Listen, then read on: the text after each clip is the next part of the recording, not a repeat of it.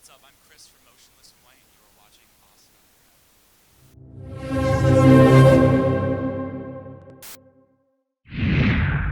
Awesome My name is Chris with Awesome Underground. I'm here with Chris from Motionless in White. Just happens to work out like that. So how are you doing? And then also just to start off with a question I'm sure you've been asked over and over again. It's the last Warped Tour. How are you feeling about it? What do you feel about this? Because you've been in the festival many times before. Yes, so. yes.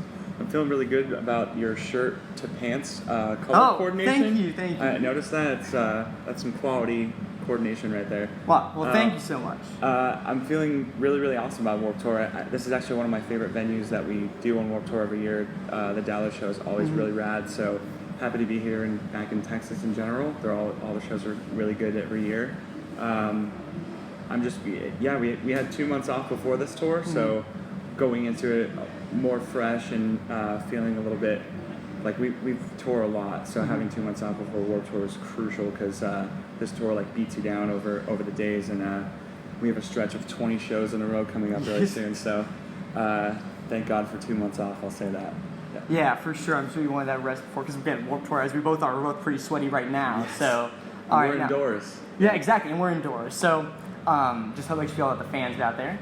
But all right, so your last two albums, one thing I found was very interesting on them was that you did commentaries for both of them.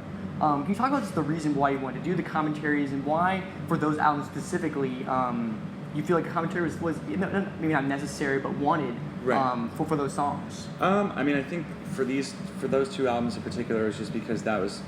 I can't remember if Spotify was around 2012. I feel like I got a Spotify account in 2014, so for the albums before 2014, that wasn't an availability. It could have been on YouTube or something, but I saw that Spotify commentaries were kind of a growing trend in things that fans really liked. And when I thought back to moments of my history of being really into music and growing up, I always loved seeing like the DVDs that bands put out, or just any type of information that they were willing to give about their songs or behind the scenes stuff to their band. So I've always been a fan of that stuff, and I know our fans really, really, really like that kind of stuff when they could see anything behind the scenes or really kind of get any information from us about what stuff is about and any explanation to help them understand it better. So just being a fan of it and also wanting to do something really cool for the fans seemed like a pretty cool thing for us to do.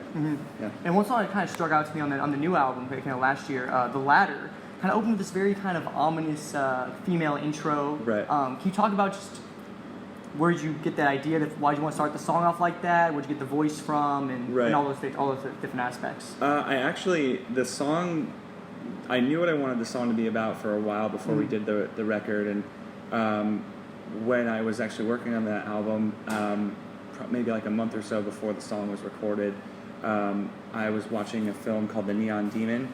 I know that movie. And there were some aspects of the film that somewhat related to what I was referencing in the song, and I heard this quote from one of the actresses in one of the scenes, and I was just like, oh my god, that couldn't be a more perfect quote to set the scene and like preface the song lyrics. And I think on every album, maybe almost every album, we've had a song that starts off with like a movie clip, because I always thought that was cool as well when bands used to do samples a lot back in my day.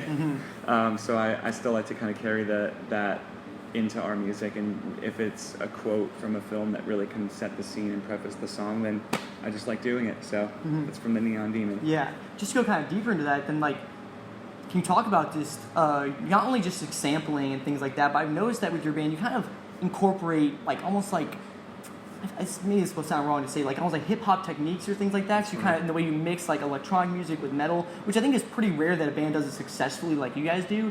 So can you talk about that kind of, not only that influence of kind of more electronic things and sampling and things, but what kind of impact it makes on your music and your music going forward? Right. Well, I think it really just stems from the simple fact that all of us in the band are very big fans of a lot of genres of music. We're not really like the type of people that are like, we don't only listen to metal, we don't only listen to pop or whatever it is. We listen to everything. Like, I really like a lot of country music. I really like some hip-hop stuff and rap stuff. So it's just a way for us to really kind of, it's not with the intention of being like, we're just going to blend all this stuff together to say fuck you to metal music or anything like that. It's just we just like to do it because that's what we like, and anywhere that we can find an opportunity to bring an outside influence from the metal genre into metal and help us kind of brand an identity that people then would recognize as us, that's kind of where we go with it. That's the main idea behind it. So. All right, well, and then just going off of that, I think I remember looking up, doing some research, that you guys said there's possibly a new album next year. Yes. Obviously, it's kind of out from that, but kind of just looking forward, what can we expect not only from this album, just kind of sonically moving forward for the band? Right. What kind of progression are you guys looking into making? Right. I think we're shooting for first half of next year. I'm not sure when at that point, but it would make sense on our usual album cycles that it would be first half of next year. It's really, I don't think that there's going to be as much of a change from how previous records have changed from one another, because we just are really happy with where the band's at right now. I don't think there was a very drastic change between Reincarnate and Graveyard Shift. Maybe the maturity level and the songwriting caliber just improved, but for the next record, I would expect it's going to be somewhat similar to those two albums, just the next level of maturity. I know every band says that, but that is the truth. We really like where the band's at right now, and we don't want to pull some drastic change just because we feel like what we are doing isn't cool anymore, or some dumb reason that bands sometimes change. Or I think the fans also really like the songs as well, so to see that the fans support where the band is at now really just kind of makes us feel comfortable to do more of that kind of stuff. Yeah, well, me being a fan as well, I look forward to that as well.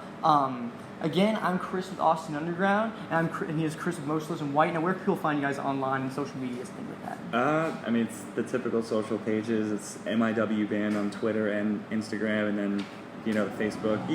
You guys know. I don't even know all the websites anymore. That's how old I'm getting. I don't even know where music can be found anymore besides like the typical YouTubes and Instagrams and stuff like that. So you guys know, you should tell me where to find out music, because I don't know. Well, we'll definitely keep a lookout for wherever we can find Motionless and White, and new album coming out possibly early next year, maybe a little later. But again, I'm Chris Peck with Austin Underground. If everything else Motionless, White, and Warped Tour, feel free to check us out on our website, austinunderground.org, and at watchtstv.com. Again, I'm Chris Peck, and we'll see you next time.